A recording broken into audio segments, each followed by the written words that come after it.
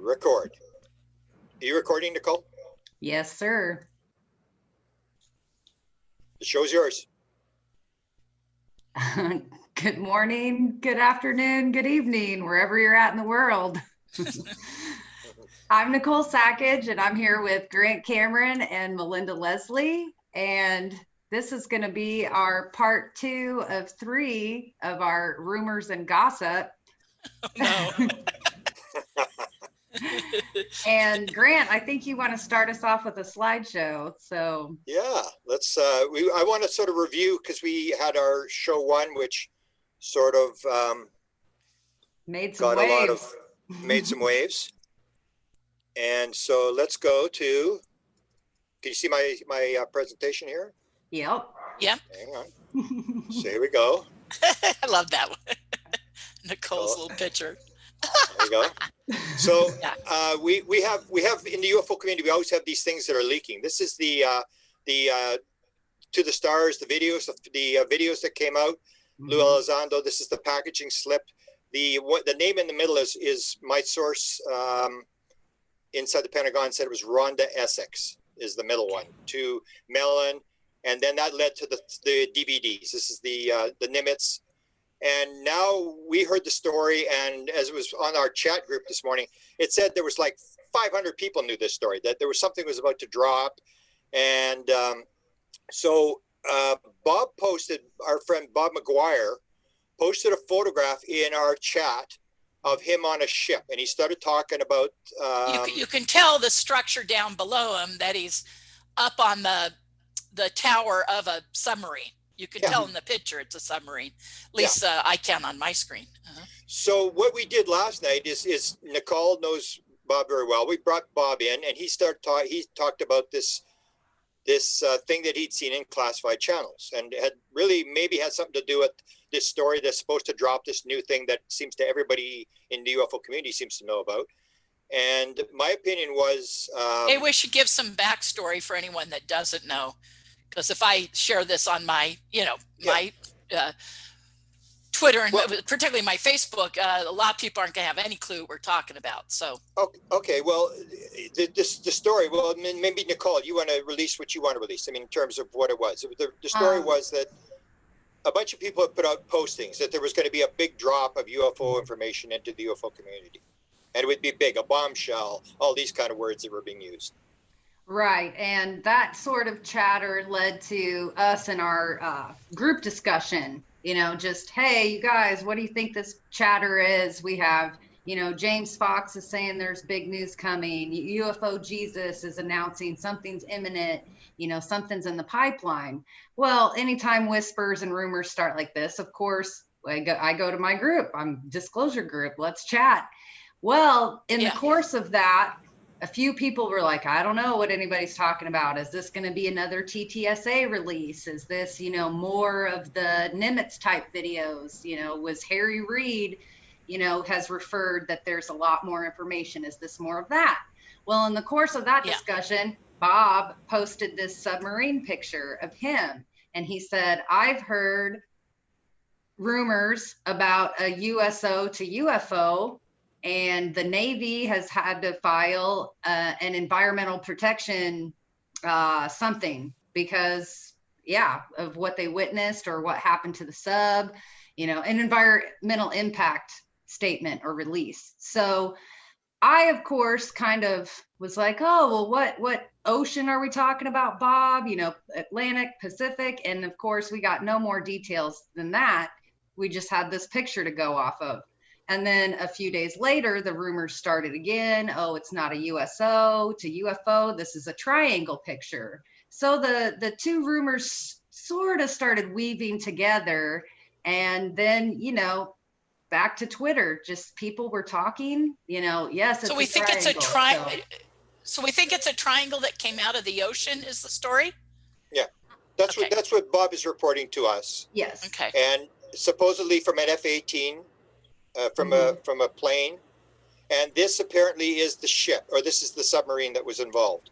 Okay. So in the interview last night, he goes through what he knows, and he got it through. He saw it in classified channels, and a whole pile of people. He said, this thing was moving around, this photograph, And so we just talked to him about what he had seen, and he can't describe, what class, where he saw it because of the classification and stuff.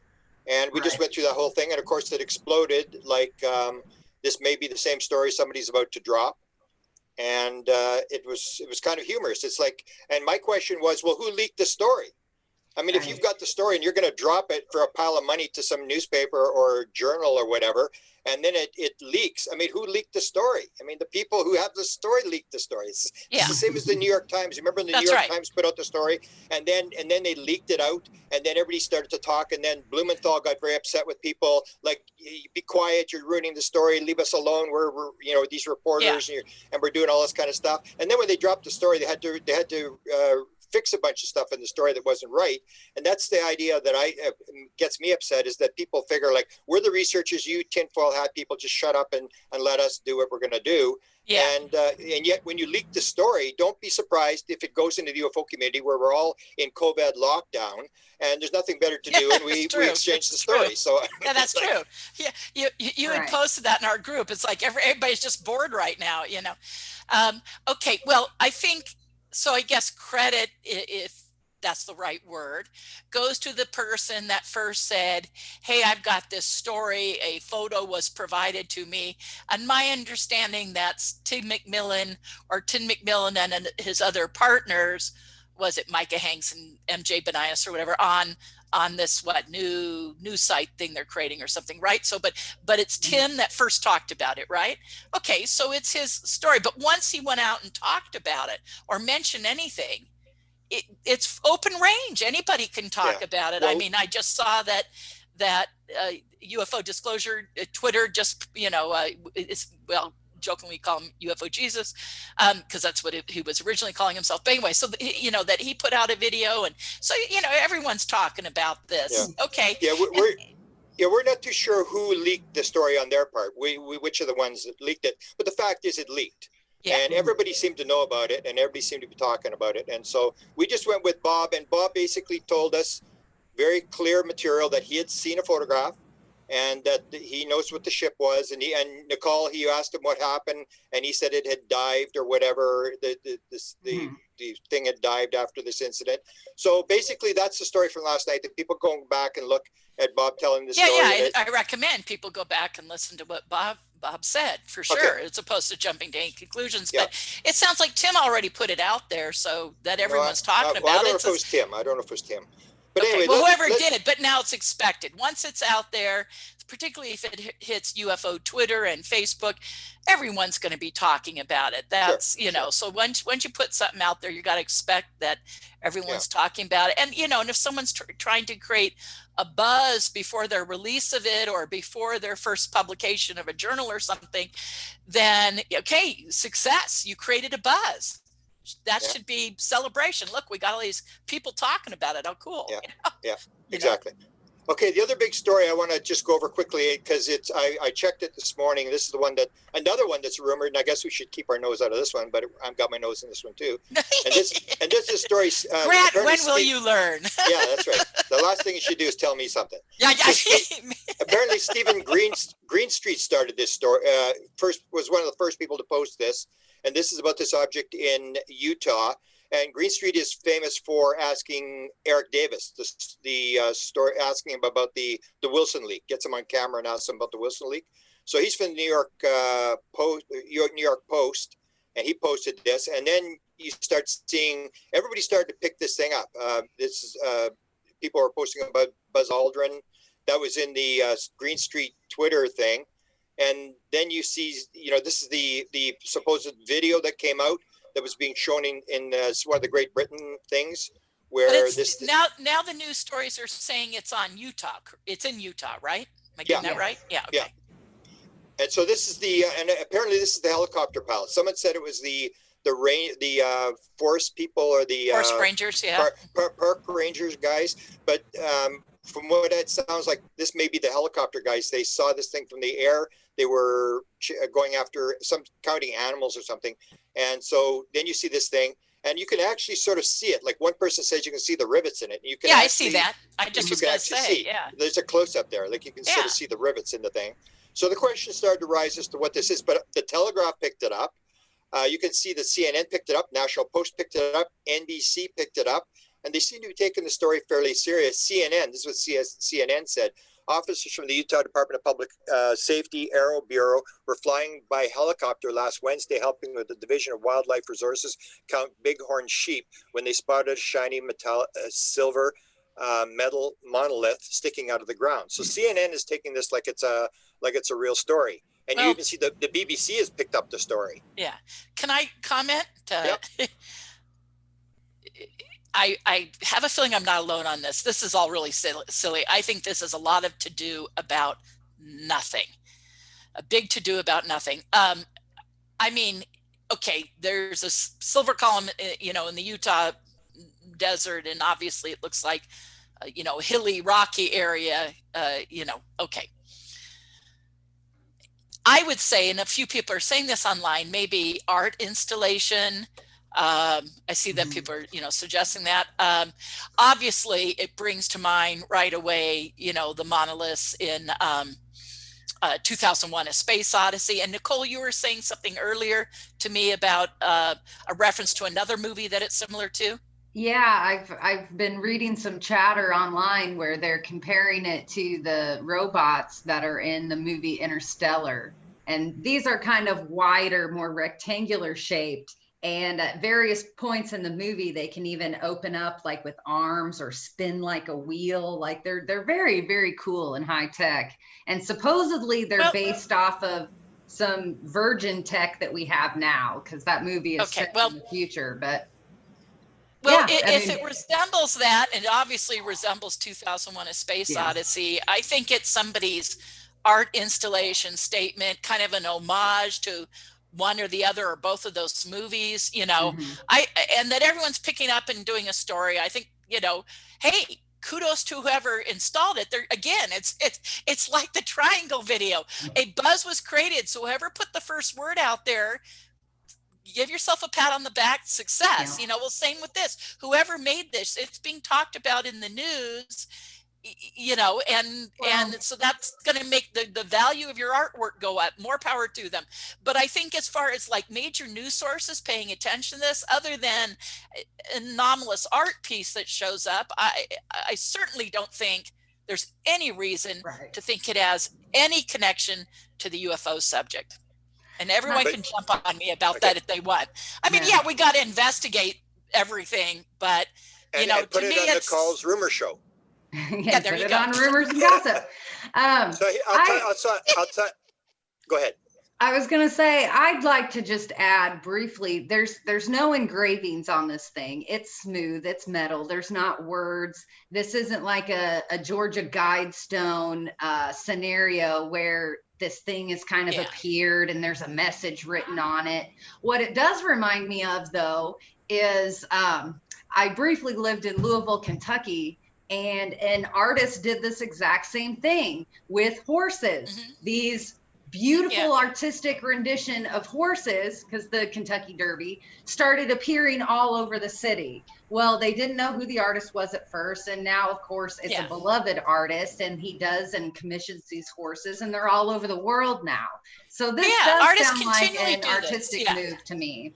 There's that famous guy, I'm forgetting his name right now, but all those landscape pieces that were like sails blowing in the wind across the landscape, and then he did other structures, and he started doing them before everybody started talking about it. And then you have the famous artist Bansky and their murals and stuff that were showing up everywhere before. So artists put this stuff out there to create a buzz.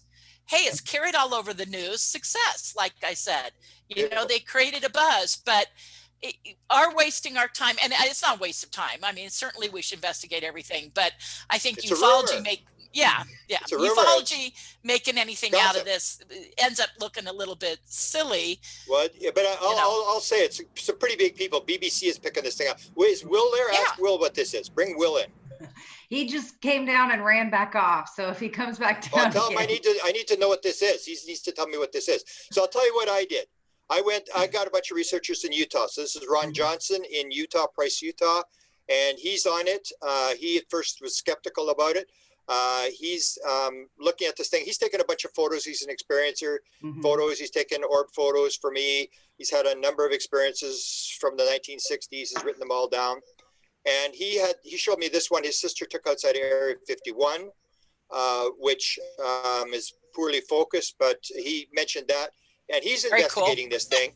And he said he's looking at where he believes it is. He believes it's in the Canyonlands National Park, but he's not 100% sure. So he's investigating it. The other person I went to, and Melinda, you'll know this person, Ron Greer, who used to be I know him quite well. State director of Utah.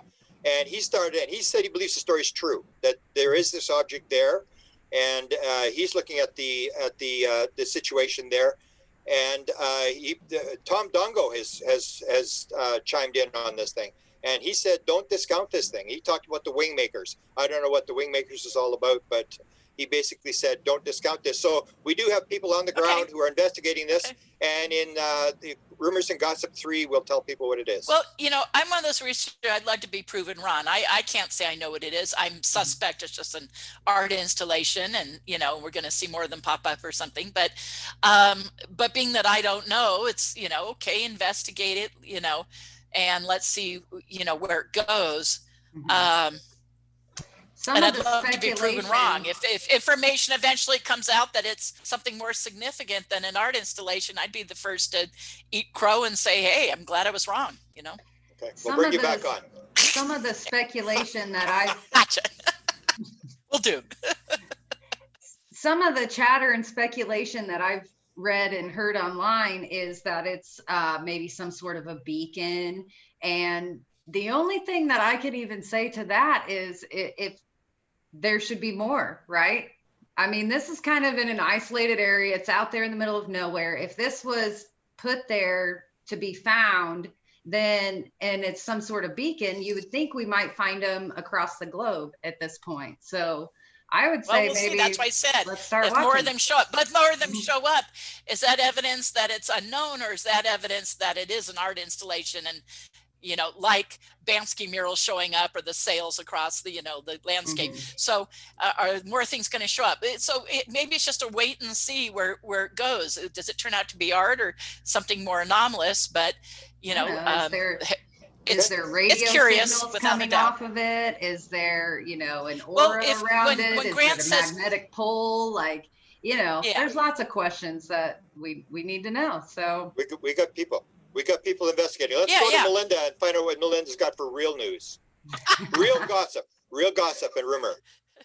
Well, actually, I don't have gossip and rumor. I've got, other than people, I guess somewhat taking my word for some of it.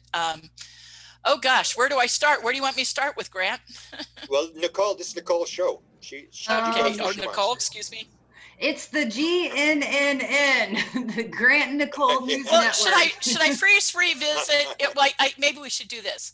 I can first revisit when Jim Semivan, for those who didn't see it, we had our disclosure panel, and our last one, I had called Jim Semivan with To the Stars ahead of time. Everyone out there, I think, knows by now that I'm in communication with him, and I wanted an update from him to share with the panel. You're referring to our latest. Nicole, you're referring to our latest post-disclosure discussion panel that we posted, I think 2 weeks ago now. And exactly. So you guys have me on the panel. You have me on the panel for my input from Jim Semivan, my conversations. Where can they find that? Where's that posted? That's on my YouTube channel, Nicole Sackage. Okay. That's good. Yeah, which is actually very busy today. Yes.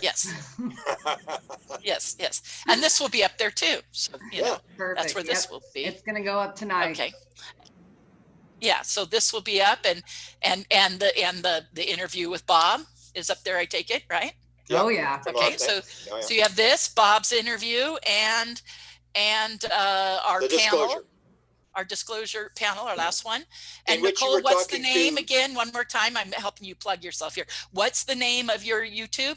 It's my name, Nicole Sackage. SAK. Okay, there you go. Okay. Thanks, Melinda.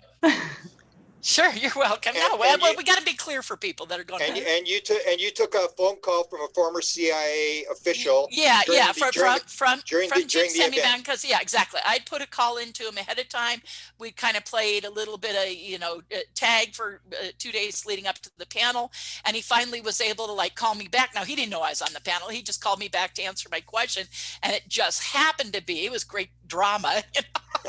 Yeah, I was in the middle of the panel, and then I felt so rude because I took it, but I held up my phone, which Nicole blacked out, and Jimmy posted this too, Project Unity, but he actually snipped that part out.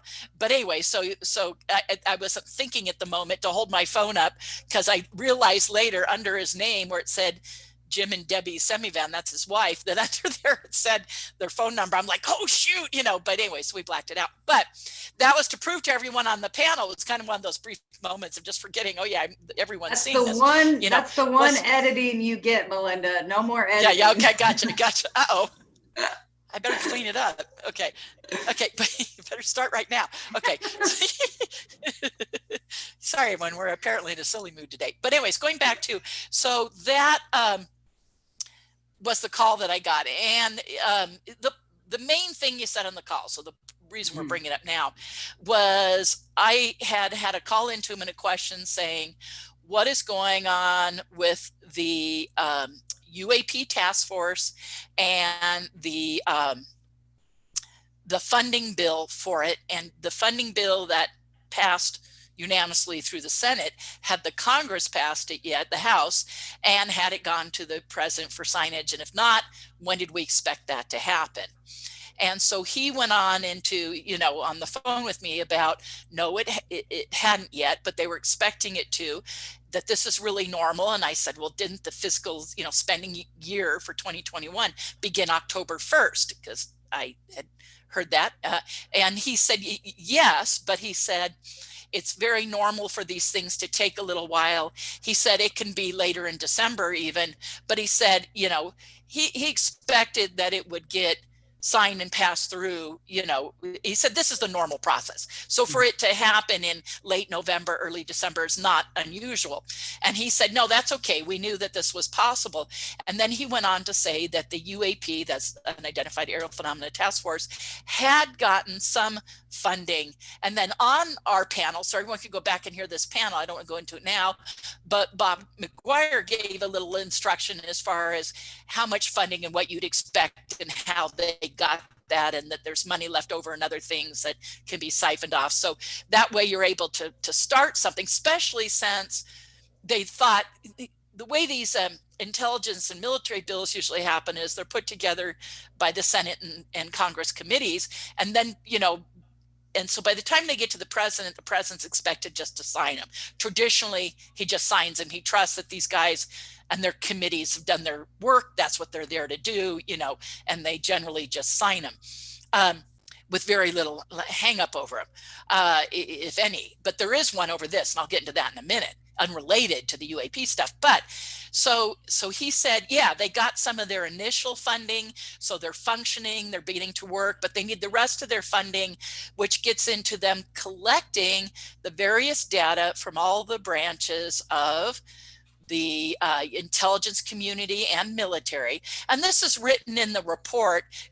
Gran or Nicole, under this, we should put a link to that report. And I have a link to just those pages. You know who did a really great overview, and I'm very happy to give him credit, of the report and the pages in it, and just an article just about it with the pages from the Senate report. Well, no, really great overview was Danny Sheehan. I'm sorry, not Danny Sheehan, Danny Silva. I'm sorry, Danny Silva. Gosh, you guys, remind me to get more sleep and eat more protein. Okay, brain glitch. Danny Silva, Danny's probably watching this going, really, Melinda, really? Okay, so Danny Silva did a really good little overview. He probably posted a while back. But anyways, the link to that is what I recommend we put under this. So that way people can go and say, here's an overview about the report, the 8 line items in it, which are now the actual bill may have more in it. This is just an overview report that was put out publicly by the Senate. So, but in the Senate's report that they put out, there's these 8 line items about the UAP task force. And initially, their initial goal, to my understanding from what it says in that report, is they're going to be looking at incursions into military airspace, military fields of operation, military training exercises, and that they're gathering that data again from, and so the UAP task force is through the Pentagon and the DoD. It's being headed up and run or organized by ONI, Office of Naval Intelligence. The reporting from the different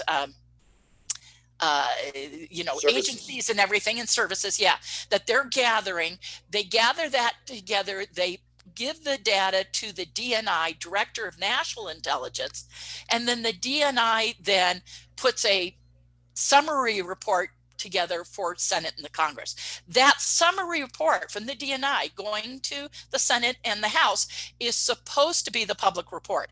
Of course, it's well in line to item in there that there's going to be a classified annex. And Bob has explained that that might mean things about ways and means, and maybe some foreign intelligence stuff may not go in the report. But otherwise, this data and this summary is supposed to be there. Well, anyone in the UFO field knows when you're talking about incursions into military airspace, military fields of operation, military training exercises, you get all the flyovers and involvement in the turning on and turning off nuclear weapons and missile storage facility stories. I mean, we all know we're talking easily thousands of incidents of these kind of things happening and incursions into military airspace and military bases and everything. So you go, and maybe it's military bases and their involvement in going out and doing crash retrievals even, because you get to Roswell and everything else. So maybe some of that's in there, but at the very least, the airspace incursions, but the airspace incursions include the turning on and off of nuclear weapons and everything. So I guess we're all waiting to see what could be in this public report. But anyway, so that's going on. Now, that's what Jim called to say, it hasn't passed, we're expecting to, this is normal, and this is what we think is going to, proceed. And it'll go through. And I said, when does the 180 days, because it's supposed to be that they have 180 days to present this public report. And he said, well, unless the House gives it more time or anything, but he said, as it is now, it may stay in there. And he said, as soon as the president signs it, as soon as he signs it, boom. It's like he said that next day, the 180 days begins. And he says, that's why they're working, the UAPTF is already working with the funding that it has to already start this. So they're not, so they're ready to hit the ground running with it. And so that's what he explained to me. And that's what I came back onto the call and shared. Now, I do know this, that here's a little snag where everyone's talking about this on UFO Twitter and out there on Facebook a little bit, which is, and it's all over the news, that it's understood that Trump is holding up the NDAA, which I think, someone correct me if I'm wrong, is that National Defense Authorization Act? Mm-hmm. Grant, we can't hear you. Grant, you're muted. Yes. Yeah, I think you're right. Okay. So my understanding, and he's holding up signage based upon one thing, apparently a promise he made, Trump, right? He made a promise in his, running again, that he wouldn't agree to the changing of military base names with Confederate names and the removing of those Confederate names and renaming those bases. So, but he's holding it up because apparently that's in there, which was unanimously voted on by the Republicans, by the way, to agree to that. So it's all unanimous in there that they're going to change the names of these, bases with Confederate leaders' names.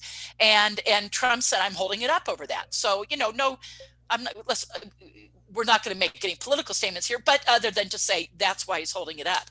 Now, everyone might hold their feet to the fire and he might give and sign it, or it goes back to the House and the House says, fine, we'll remove those because as soon as Biden comes in, in week 1 or week 2, he could sign an executive order changing, saying we're going to change the name of the bases again. So we'll see what happens, but that's what's holding it up right now. I suspect the House will say, fine, send back another version, because this is holding up all sorts of military projects, intelligence projects, and their funding, So either that will happen, or they'll knuckle down on Trump, and he'll sign it. So we'll see. But that's just a little additional snag. It sounds like it came to him and he would have signed it, So anyone else out there, if you know more specifics about this, please contact one of the three of us, give us clarity. And the next time we do a panel, or the next time you guys do one of these, you could give a little update about that.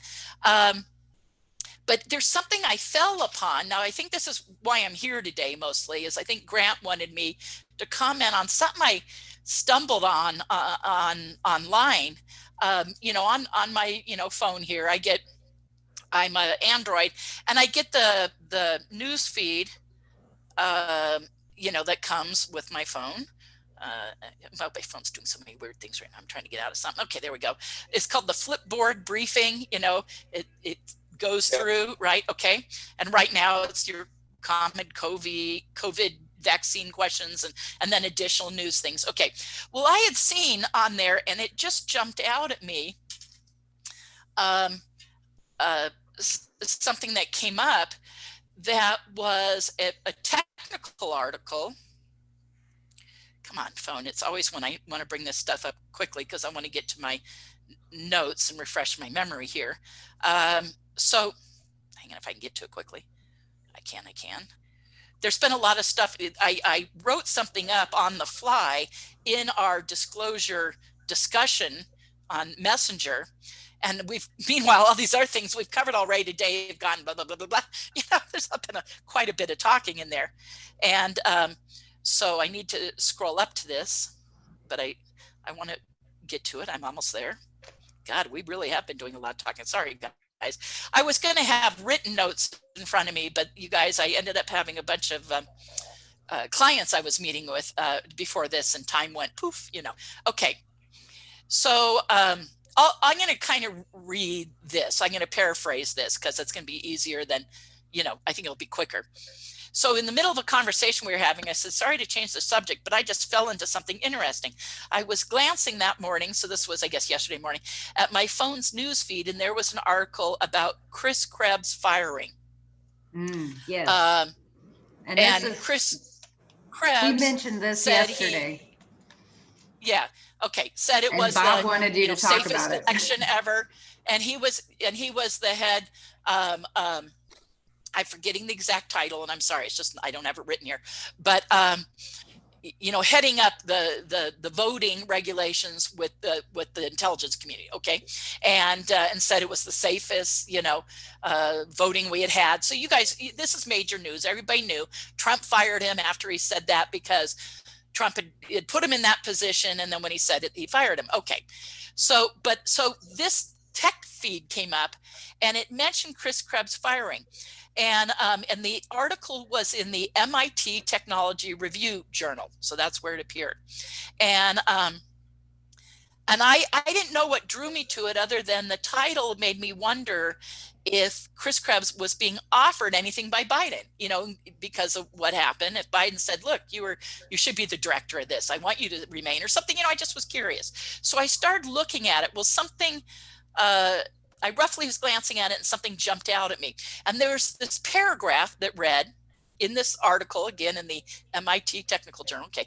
It said, chaired by the independent Senator Angus King and the Republican Congressman Mike Gallagher, Solarium, which is a company that was being talked about in the article, Solarium aims to make the CISA the leading cyber security agency in the federal government. So that's what he was heading up. And they said they want to make it the leading one in the federal government and for private companies in the US. And that King, so Angus King, is reportedly the leading candidate for Biden's Director of National Intelligence, DNI. And I went, ding! I'm like, the director of the DNI is this guy. So I went, okay, this is the, Biden's DNI guy, his leading guy. And so far, every time a news story is coming out right now where Biden's going to put this person in, so far the stories have all turned out that that's who he's putting in. Like, he's saying, this is who I'm going to put in. And then something else comes out and says, oh, he chose them. Okay. So now could it be someone else? So maybe it's not this guy, but as of this thing I read yesterday, it said the leading guy for the DNI is this guy named King. Mm-hmm. And I had just been recently looking at the Senate Select Committee on Intelligence that passed the bill for the funding of the UAP Task Force, who were their members, right? And I had recently glanced at that again. Now, of course, and I'll mention it on here, but one of the people who was a member, you guys, it has 8 Democrats and 8 Republicans. We all know, if you're following any of this subject matter in the UFO field, that the Senate Select Committee on Intelligence co-chairmen are Marco Rubio, Senator Marco Rubio, Republican, and Senator Mark Warner, Democrat. Okay. Well, and then it's another 7 people under both of them. Well, one of the Democrats is Kamala Harris. Now, why does that matter?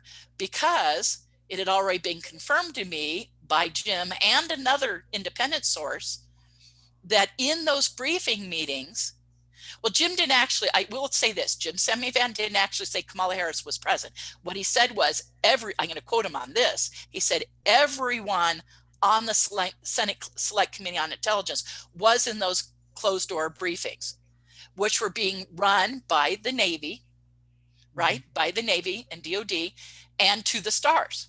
And their combined witnesses, and we know that people like Chris Bledsoe and other, guys who were part of the Nimitz incident, went and shared their stories, right? We all know this, okay? So you have, and pilots and, everything. So, and others.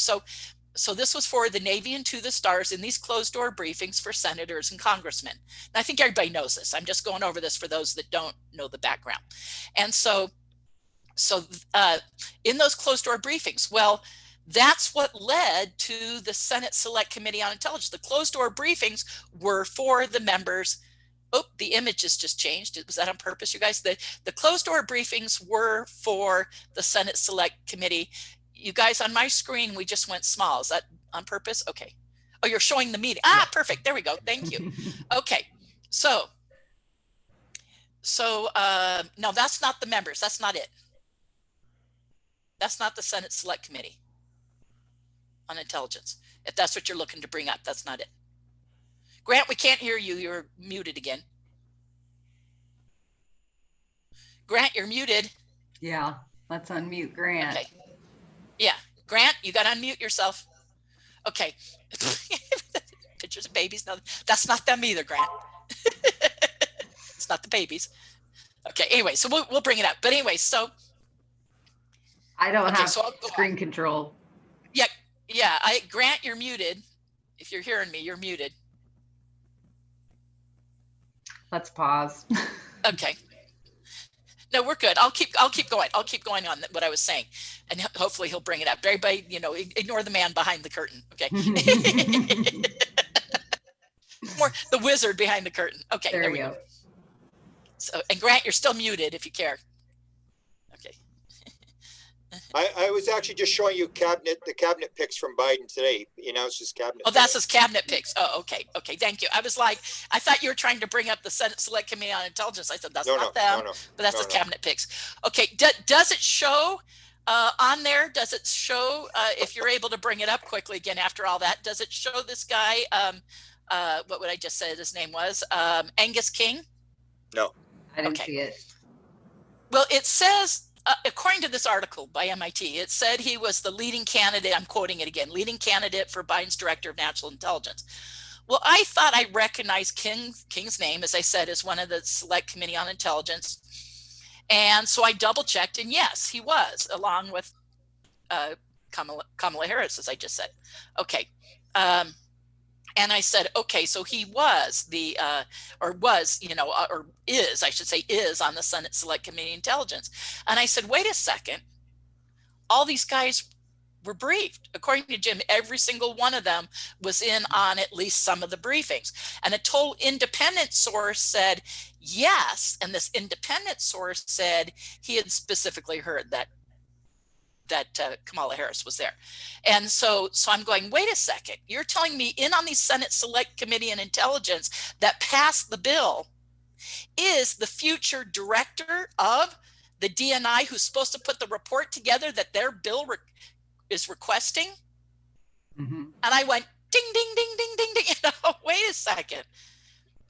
So yeah, in those briefings, and on the Senate Select Committee, again, it's worth saying, I think twice, who passed the bill that is for the UAPTF funding and for this report to be generated. Why fund them? Why were they created? To produce this report. The guy who puts the report together back to the Senate and the Congress is one of these guys on the Senate Select Committee, if it goes to him.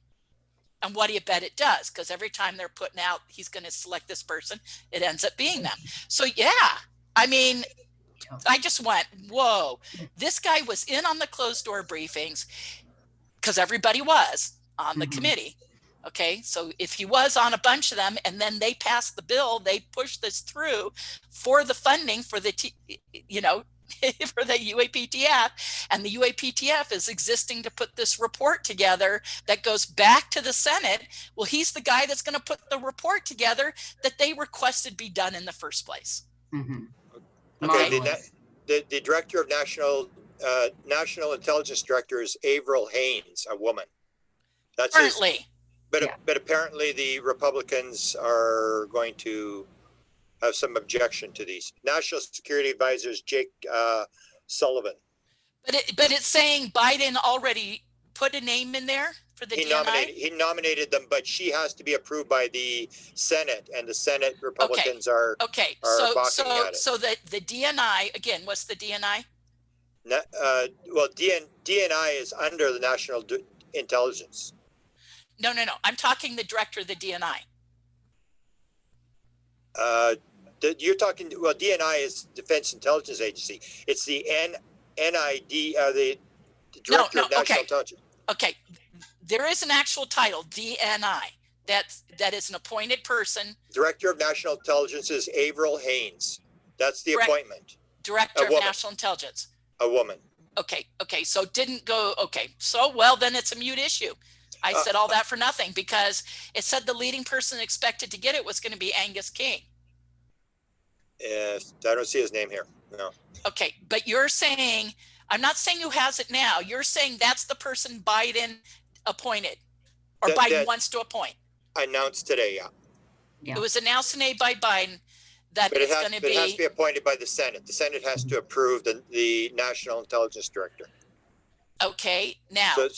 Does anybody want to look up really quick, or I can do it on my phone to see if this person, what was her name again? Avril Haines. Well, maybe a man. No, it's a woman. Avril Haines. Avril Haines. Maybe we need look to see if Avril Haines is one of the people on the Senate Select Committee on Intelligence, because then my point is still valid. If you want to, it's her. If you want to look it up real quick, Melinda, I can blab for a few minutes. Well, Grant can. Grant can. Okay, so because I went on to say, I'm just reading through my notes. I pretty much covered all this. Brilliant. Okay, I said, let me read her background here. Avril Haines is a woman born in 1969, an American lawyer and former government official who served as the White House Deputy National Security Advisor in Barack Obama's administration. She previously served as Deputy Director of the Central Intelligence Agency, the first woman to hold this position. Do me a favor, just look up the list, put it in your search engine, Senate Select Committee on Intelligence members. I'll let Nicole do that. She's fast. Oh, I don't have any devices in front of me to do that. Okay, I'll do it on my phone then. I'll do it on my phone. Okay, my device got stolen by William. Okay. You look and Nicole said you wanted to talk about something, so talk. Well, I was actually Senate Select Committee on going Intelligence to make a breaking news report. While we started this, Dr. Stephen Greer, Dr. Stephen Greer has posted while we were recording this. It's titled New Witness Testimony, Craft Pulled from the Ocean. I haven't watched it yet. I've seen that, yeah. But the description says, for the first time ever, you will hear the incredible account of a new top secret clearance military witness about the retrieval of an ET craft. This person was there in person to witness an amazing retrieval event. This witness comes forward for the first time ever to discuss what they saw. The witness will speak with Dr. Greer and reveal both identity and what was found. Dun, dun, dun. I'll put a link to that. Well, you guys, hang on. Somebody sent me a link. And he has it posted right now. I can find it. Okay. Somebody's sent me a link to an article that appeared in, it was either UFO Magazine or the UFO Magazine UK. I'll find it in just a second. And there was an old article all about this. This is an old story that one of those UFO publications did a major long story. I mean, long time ago, all about this. And it was the magazine that month was focusing on the alien abduction subject and had major abduction researchers being interviewed and stuff. But there was this totally separate story, but it was many pages long with pictures and everything about this disc in the ocean and that it was fished out. And the ones able to respond to it the quickest were apparently what you just said, was it the Coast Guard or whoever it was, but they responded to it. It says there in Greer's article too, and retrieved it, but at the request of the military said, go get this, and then they, after retrieving it, hand it right over to the military. And so that's the story, but it's not a new story. It's an old story, which makes me wonder, and I'm wondering if either of you know why Greer suddenly talking about this. Oh, I know why, because one of the guys involved in the retrieval process apparently told him that he was a witness. But it's not a new story. It's an old story that was researched and investigated extensively in one of these major UFO publications. Well, he's speaking on camera and revealing his identity and what they found. That's what this video, okay, the so I interview think is posted. One of the guys involved in the retrieval has come forward to Greer. Yeah. And has he gone public, or is he about to go public? I think it's public now. What I'm seeing, I can't listen to it because I'm listening to you guys. They're sitting down together chatting on camera. By the way, just because we were, to go back to what we were talking about, like I said, Mark Rubio, Mark Warner, and then you have Republicans are Richard Burr, James Reich, Susan Collins, Roy Blunt, Tom Cotton, John Cronin, and Ben Sasse, I'm not sure how to pronounce his name. And then the Democrats are Dianne Feinstein, Ron Wyden, Martin Heinrich, Angus King, Kamala Harris, and Michael Bennett. So it's not, so it didn't go to one of their own committee members. So apparently that's now a mute story. So that's okay. Hey, we learn as we go. Possibly. It still has to be approved. So we could. Yeah. So if it goes back to this guy, then I think that's fortuitous for disclosure that the guy who had the idea, one of the people involved with the idea to have the UAPTF report back to them and get the funding and everything for it might be the guy who's the director. But it sounds like if they do approve this woman, then it was never mind. It becomes a mute issue. Yeah. There we go. But that's right. Hey, you learn as you go, you guys. We're doing research as we go, and that's how fast. I think it speaks to what's going on in the field right now to have something change over this fast, and right here to have us, verifying something and learning, something we learned is not correct. And even like that happened with that triangle story and everything. So you guys, we're learning right now. It's like, okay, that there's things happening in the field. We're all following it. And you got to be willing to be corrected. Hey, okay, it's not that guy. Okay, the point I was going to make. But Melinda, the event, hang on, I muted again. The No. advantage that you have is that you have contact with Jim Semivan, who can give you a clear insight as to what's going on. Because we can speculate all we want, but he would definitely know what is exactly happening, and he can. Well, no, Direct you would think, but sometimes he says to me, he goes, Melinda, hey, right before, the reason he didn't get back to me right away, right before the panel, is he had family from out of town. He's got COVID. I mean, he doesn't have it. What I'm saying is he's involved in all that. And he said, finally, family we hadn't been able to see in a long time was willing to risk, and we got together and blah, blah, blah, And so that's another reason why we're not getting constant stuff from To the Stars. I tell everyone, and I've been saying is, I want to show everyone, I'm like going to sit on my hands. It's like we're all sitting on our hands right now because of COVID. So many things are on hold, and things that were planned to move forward and this and that. I mean, we all know every UFO conference, boom, poof, gone. Every meeting, every support group thing, boom, nothing's happening unless it's happening online. And thus we're following all the developments in the story, but some of them we're not able to get answers yet from, because everything's on hold, and again, these stories are changing so rapidly. So, that you just witnessed that in action. We're willing to be corrected. I mean, if Biden's pick for that was just mentioned today, and I was saying everything I was saying based upon a story from yesterday, then there you go. That's how fast it's changing. Okay. Well, you get back to Jim and see what he says. Yeah, I will. I absolutely will. Yeah. And, get an update from him on stuff. I try not to bother the guy. So sometimes I wait till he texts me or sends me something, which periodically he does. But if we are doing a panel or event, I can call him, especially if, I'm not going to call him constantly, but it's been a couple of weeks since we talked. So if we, have something like that planned, I will certainly get another update from him beforehand. Good. Beautiful. Nicole, have you got anything else?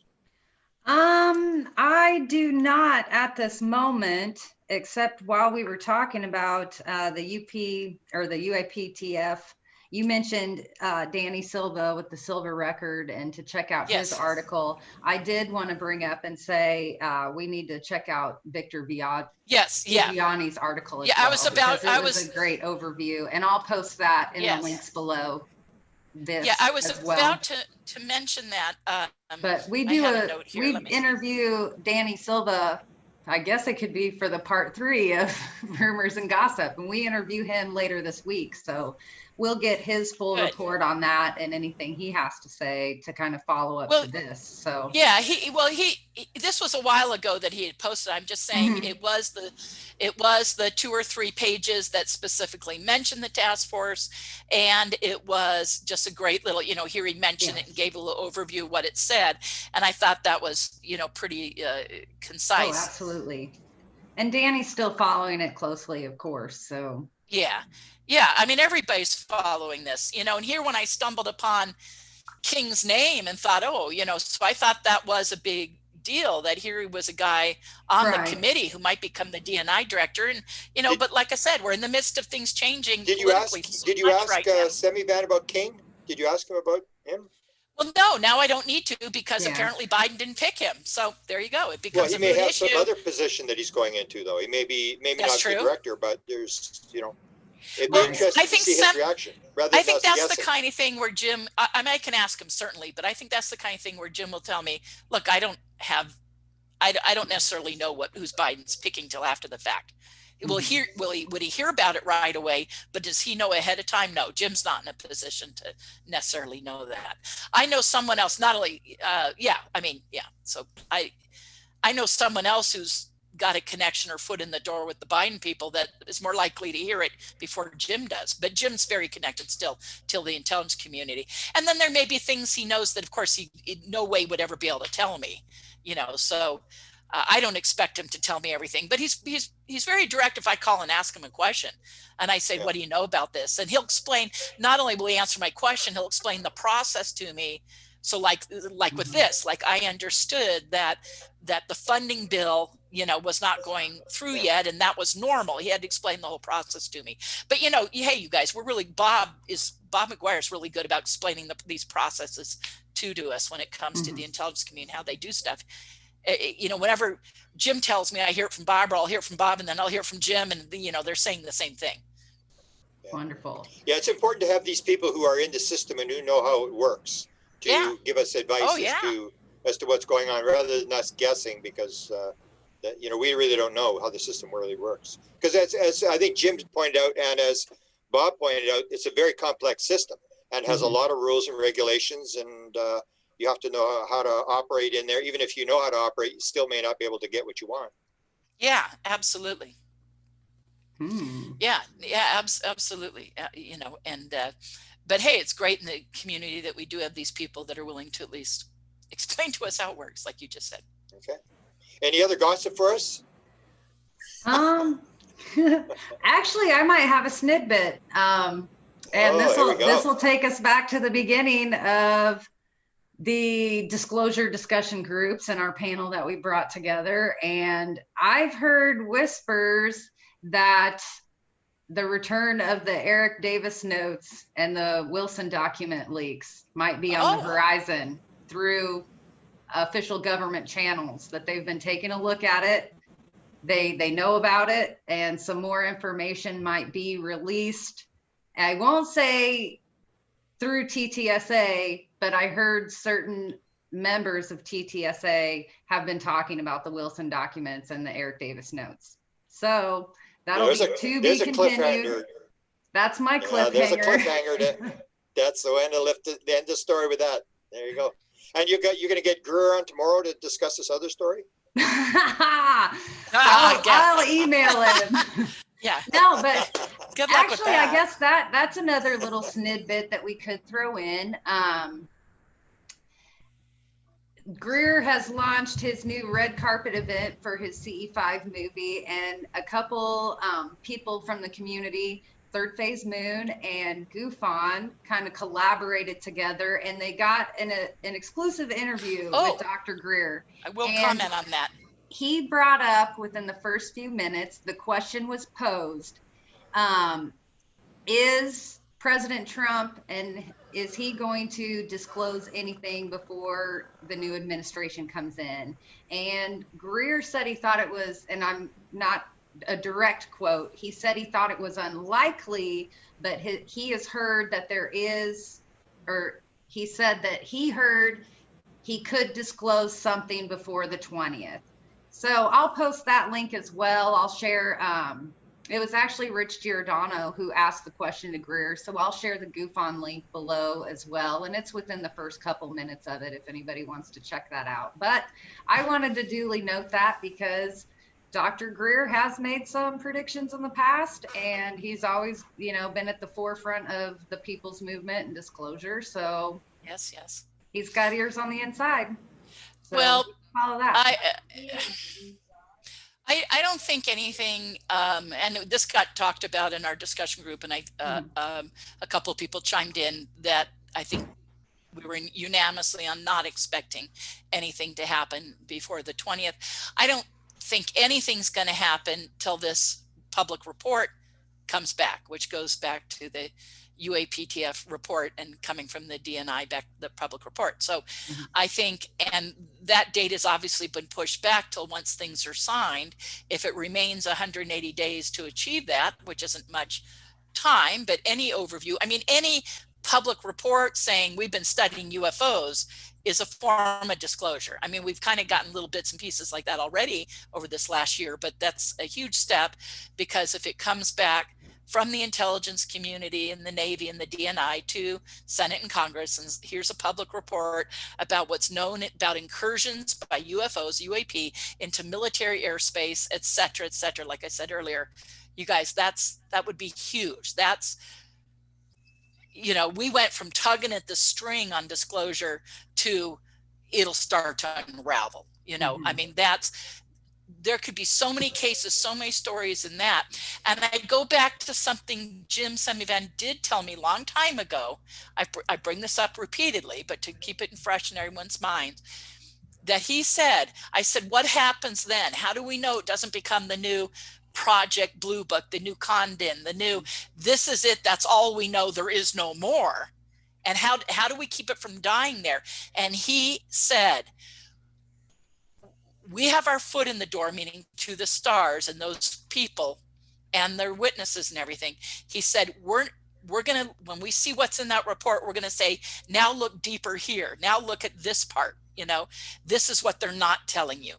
And we're going to cause them. And he said, there will be, it's not just one report and it's done. He says, that's the beginning of the process where then they get sub reports from from each branch of the intelligence and the military, not just an overview. So he says that's the beginning that causes them to ask for more. And he said, so that's, and he said all along, and I said this after the phone call last time, this is not to the stars that's driving you guys. It is the DOD and the Navy. The Navy's behind this.